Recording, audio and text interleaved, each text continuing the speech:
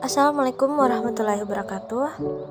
Perkenalkan, nama saya Andi Aliyah Mutifah Samsul S dengan NIM D1A121066, kelas C. Dinamika dan tantangan integrasi nasional.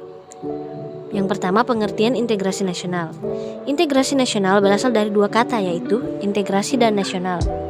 Integrasi berasal dari kata bahasa Inggris, integrate, artinya menyatupadukan, menggabungkan, dan mempersatukan. Dalam Kamus Besar Bahasa Indonesia, integrasi artinya pembaharuan hingga menjadi satu kesatuan yang bulat dan utuh. Kata nasional berasal dari bahasa Inggris, nation, yang artinya bangsa. Dalam Kamus Besar Bahasa Indonesia, integrasi nasional mempunyai arti politis dan antropologis. Yang pertama, secara politis. Integrasi nasional secara politis berarti penyatuan berbagai kelompok budaya dan sosial dalam kesatuan wilayah nasional yang membentuk suatu identitas nasional. Dan sedangkan secara antropologis, yaitu integrasi nasional secara antropologis berarti proses penyesuaian di antara unsur-unsur kebudayaan yang berada sehingga mencapai suatu keserasian dalam kehidupan masyarakat. Syarat terjadinya integrasi nasional. Yang pertama, anggota-anggota masyarakat merasa bahwa mereka berhasil saling mengisi kebutuhan-kebutuhan antara satu sama lainnya. Yang kedua, terciptanya kesepakatan bersama mengenai norma-norma dan nilai-nilai sosial yang dilestarikan dan dijadikan pedoman. Yang ketiga, norma-norma dan nilai-nilai sosial dijadikan aturan baku dalam melangsungkan proses integrasi sosial. Faktor pendorong tercapainya integrasi nasional. Yang pertama, adanya rasa senasib dan seperjuang yang diakibatkan oleh faktor sejarah. Yang kedua, adanya ideologi nasional yang tercermin dalam simbol negara yaitu Garuda Pancasila dan semboyan Bhinneka Tunggal Ika. Yang ketiga, adanya tekad serta keinginan untuk bersatu di kalangan bangsa Indonesia seperti yang dinyatakan dalam Sumpah Pemuda.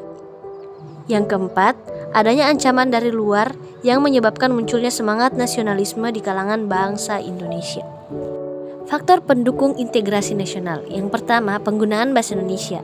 Yang kedua, adanya semangat persatuan dan kesatuan dalam bangsa, bahasa, dan tanah air Indonesia.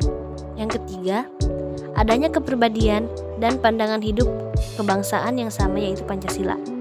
Yang keempat, adanya jiwa dan semangat gotong royong, solidaritas, dan toleransi keagamaan yang kuat. Yang terakhir, adanya rasa senasib, sepenanggungan akibat penderitaan penjajahan. Dinamika integrasi nasional dalam lingkup mahasiswa.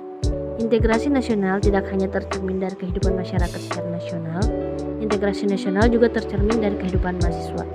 Jika mengingat lagi proses lengsernya, Presiden Soeharto pastinya tidak terlepas dari peran mahasiswa. Dalam pelengseran Presiden Soeharto dari jabatannya, para mahasiswa dari berbagai daerah bersatu menyampaikan aspirasi masyarakat Indonesia yang selama pemerintah Presiden Soeharto dikekang dan tidak pernah diberikan kesempatan untuk menyampaikan aspirasi yang diperjuangkan.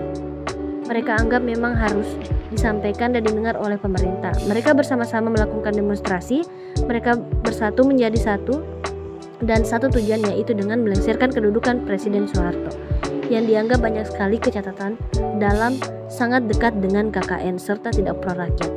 Dalam menyampaikan aspirasi tersebut, para mahasiswa tidak memikirkan lagi dari mana mereka berasal dan dengan siapa mereka bekerja sama, tetapi yang terpenting bagi mereka adalah bagaimana caranya menyampaikan aspirasi rakyat dan melepaskan rakyat dari belenggu kekuasaan pemerintah Soeharto.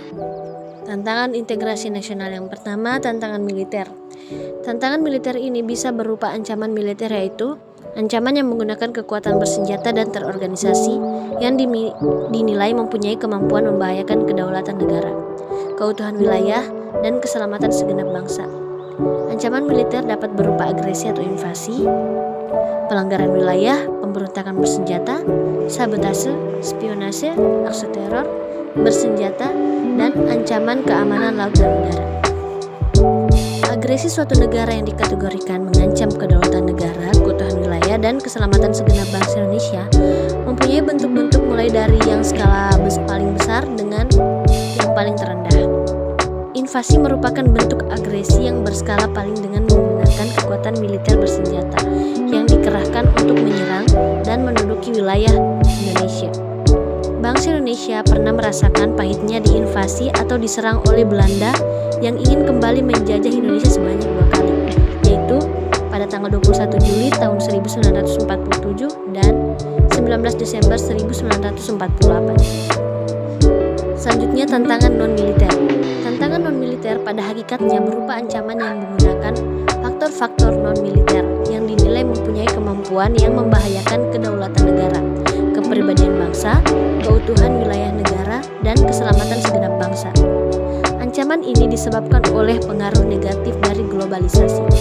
Globalisasi yang menghilangkan sekat atau batas pergaulan antara bangsa secara disadari ataupun tidak memberikan dampak negatif yang kemudian menjadi ancaman bagi keutuhan sebuah negara, termasuk Indonesia. Tantangan non-militer diantaranya dapat berdimensi ideologi, politik, ekonomi, dan sosial budaya.